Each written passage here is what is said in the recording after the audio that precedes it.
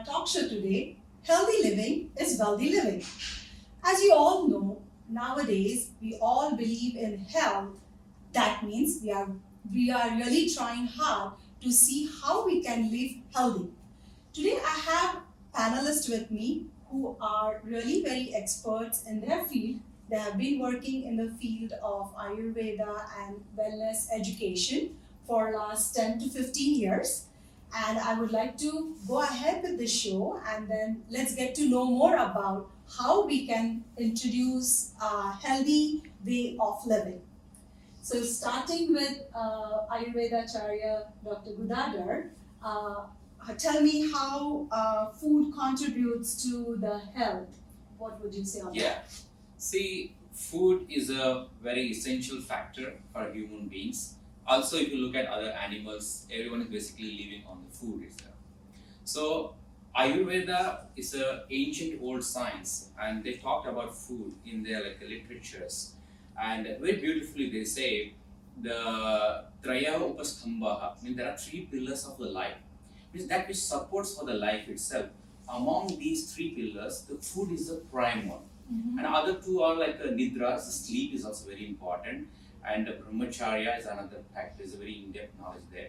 The food is a very important factor for human beings also. Yeah.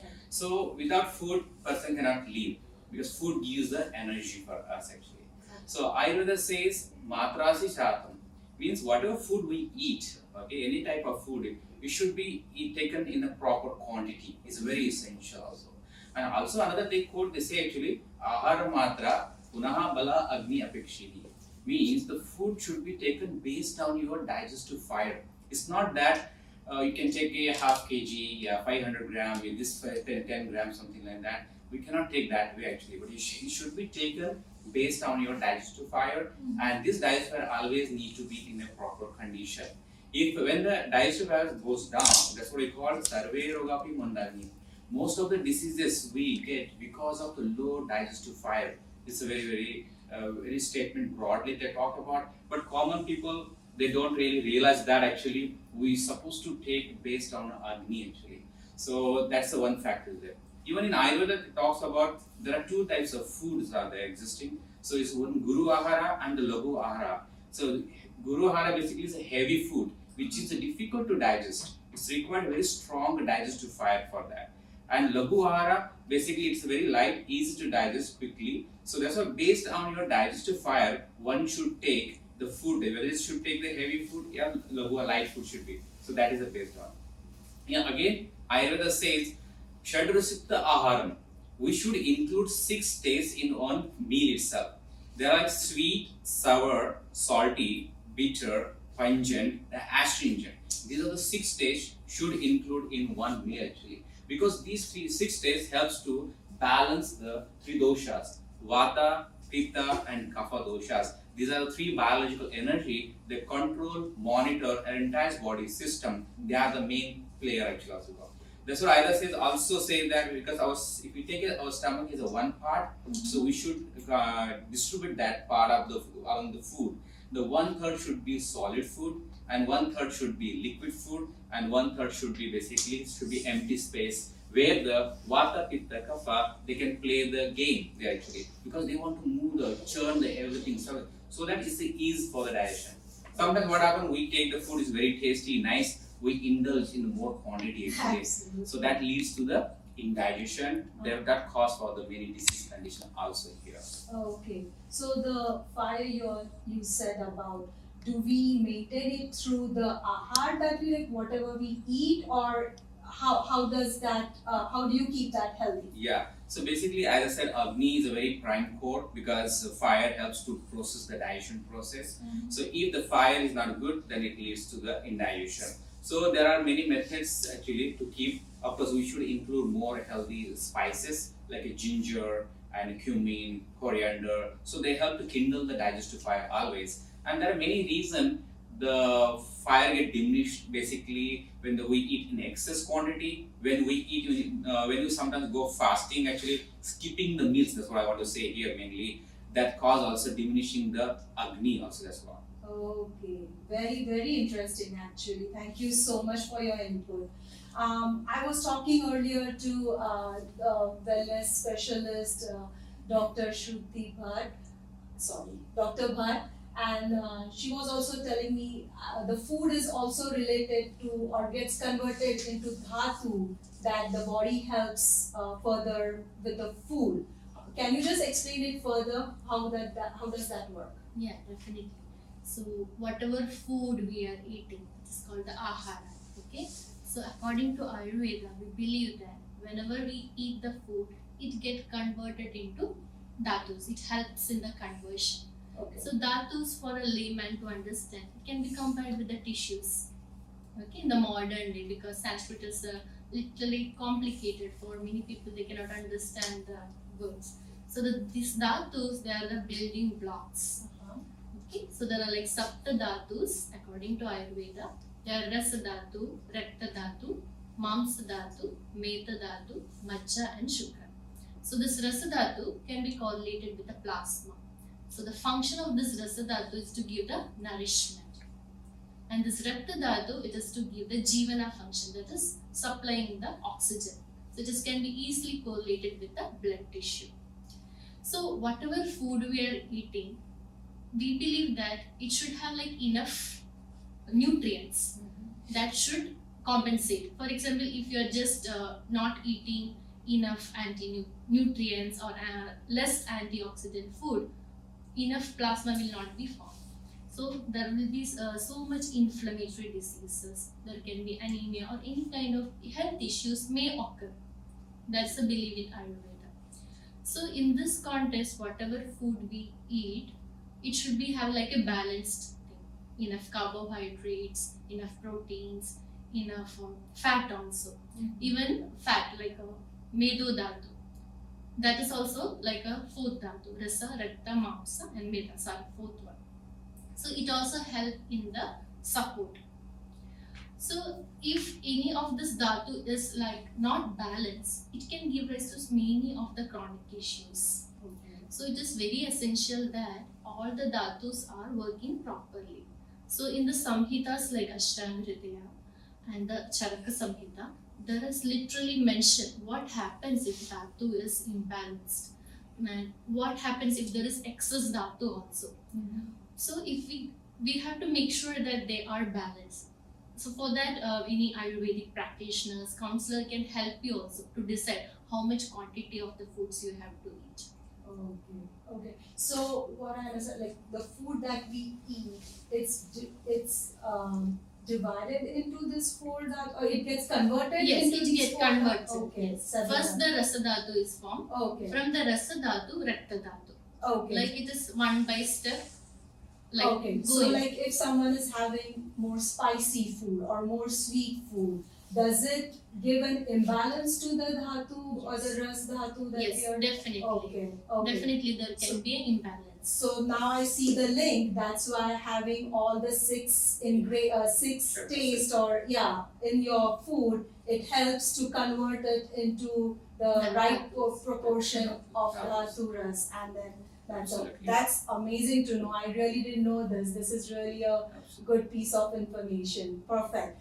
And now I understand that the food, the dhaturas, now having it very metabolized and having probiotic acting on it so that it's rightly consumed and rightly energized towards our energy. I have another specialist here. He's a wellness specialist and a naturopath, Dr. Sharma.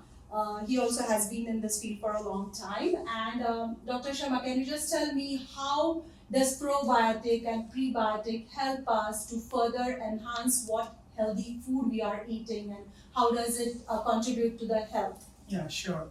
Thank you, Nimaji. And like as my colleague said about the food, it's a very important part of our life, and food is the basis of life, right? And then Ms. Patel has also explained about the dhatu's conversion, how to convert it. But everything goes through the gut, right? And gut plays a main role to digest the food, then convert it to the juices, and juices goes into the blood, and those dhatu's conversion happens. But before that, what happens in the gut, we should know that.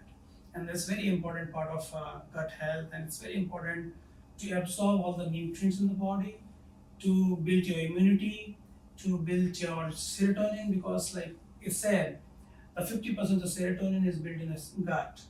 So gut is also known as the second brain of your body. So if your gut is working perfectly, you're healthy. So there's a two terms normally you might have hearing all the time, like a prebiotic and probiotic. So prebiotic is nothing but is a food for the probiotic. So probiotic is a live microbiomes, or we say the beneficial bacteria which is present in the gut. And the prebiotic is a food for the bacteria. So this prebiotic, from where you get it? The prebiotic is nothing but the dietary fibers. Right? The few food are having a rich amount of prebiotics, like a green onion, leeks, artichoke, ginger. So these are asparagus is very high in prebiotic. So they gives a good food to the microbiomes or the intestinal bacteria. Second terms is a probiotic. Probiotic, as I said, is live bacteria or live microbiomes, or we say beneficial bacteria for the intestine. We have multiple colonies in the intestine, in the gut, which basically helps to absorb the food in the intestine. It helps to build your immunity. It helps to build your it helps in digestion process. So probiotic is very important. Like you must have heard of the lactobacillus, which is very common bacteria, which is always present in the intestine. If it is lacking in the intestine, you start having a bloating, gases issues, constipation. The absence of probiotic causes the constipation. Absence of probiotic causes the digestion issues, indigestion, bloating. Those happens with us. So if you have those things, you can build the gut health, or you can improve your gut health, which is very, very important to build all the dhatus in the body, which is like in a modern science we say bones, blood, muscles, lymph. These are the things which is the like modern terms of the all dhatus actually. So these are very important. And from where you can get the probiotic? The natural way of getting a probiotic is very simple. In an everyday diet, you can have those things. The yogurt. Normally, we say the naturopath or Ayurveda person don't eat too much yogurt, which is the intestinal gut is not able to take it. So the best way to take it is dilute it with the water. So 1:4 ratio, if you dilute, it will give you the much more access to the probiotic too. Second one is kimchi, which is again fermented juice of some vegetables and fruits, which can be taken every day, little bit. Not much, like maybe 20 to 30 mLs, you can have it. The fourth one is kombucha, which is also a probiotic. And few people can make it at home also. It's very easy to make. Just cut some carrot pieces, put mustard seeds in it, the grounded mustard seeds, and a little bit of pink salt. Keep it for a side for 7 days. It's converted automatically into the kombucha or kimchi, right? The other one is sauerkraut, which is like the cabbage. Yes, actually it is cabbage, fermented cabbage, which can be taken 1 teaspoon every day. So that will build a lot of probiotic in the intestine, which will help you keeping a healthy gut. So that's how you can build your health and immunity. Okay. Does different food categories develop different kind of probiotic, or like it's the same, and then with yogurt or kimchi you just enhance or make it more strong? Is that what it is, or? Yeah, so different food develops a different kind of probiotics, and because the yogurt basically will build more of lactobacillus in your intestine, which is a primary and very essential microbiome in the gut. Okay. And there's a different also, like there's multiple are there. So I don't remember all the names, but yeah, lactobacillus is one of them. Okay, great, good to know. Thank you so much. So now that we know that the gut building those probiotic is also important, I think getting healthy food, getting the right rasas and then probiotic, we can do it with our everyday cooking. We have so many ingredients at our home that can be used to enhance the probiotic and the dhatus and the healthy living for ourselves. I have Dr. Pandya here, who is a health specialist, and a Tibetan wellness practitioner as well. Dr. Pandya, what would you say about home ingredients? Like, how can we, which ingredients and how much or what's the quantity that we can use to enhance further healthy living? Thank you, Neema. Namaste and hello, everyone. Uh, First thing, as per Ayurveda, food is the Mahabhasajya. Mahabhasajya means the super food or super medicine. So, Ayurveda always think about the prevention is better than cure. So, swasthasya swasthya rakshanam. And there are one more proverb. If food is correct, no use of medicine, no need of medicines. But if food is wrong or food diet is wrong, then what is the use of food? And you know that same thing. I just read for you and I tell you that the same thing Thomas Edison says the future medicine is food. And he exact what he said, I just read it for you. The doctor of future will give no medicines, but they will interest his patient in care of human, the form of the frame of the diet and the cause and the prevention disease with nutrients. So the first thing, these nutrients where can be found, or when how we acquire that nutrients in our body. So answer is Ayurvedic kitchen Okay. or Indian kitchen. Nimaji, do you know that we have a 350 plus ingredient or spices, grains, vegetables in our Indian kitchen. Oh wow. Okay. And recently in pandemic, we use lots of home remedies at home also. Absolutely. And there is a one powerful. Normally, in all houses, we are use the golden milk. Do you know about golden milk? Anything? It's just turmeric and milk. So here, turmeric is a very good. It's a curcumin in this turmeric, and it is very good anti-inflammatory Okay. and even in antioxidants. So we can take 1 cup of milk and then only 2 pinch or 4 pinch of turmeric. You just add it and have it. So Okay. you can have, and many people nowadays it's a routine of their life. So every night they take a golden milk also, right? Right. Even for again inflammation in joint or pain in joint, we have as per Ayurveda we used methi dana. You know, that's a fenugreek. I saw you what kind of the fenugreek, what is the exact fenugreek is. Okay. So you can see here. So this is the methi dana. It's a fenugreek seeds only, Okay. right? And one more ingredient for joint pain. It's a ajwain. It's a carom seeds or bisar seeds. Okay. You can see here, right?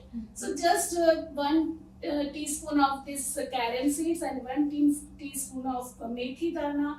Make a decoction of that and take in the morning and evening. You can twice a day. It will helpful to reduce your inflammation and even pain also. Okay. And there are for ladies, always they are very thinking about their beauty also. So there are many herbs that or many spices or many vegetables useful for beauty therapy also. So we have here one small cucumber. Everybody knows that the cucumber.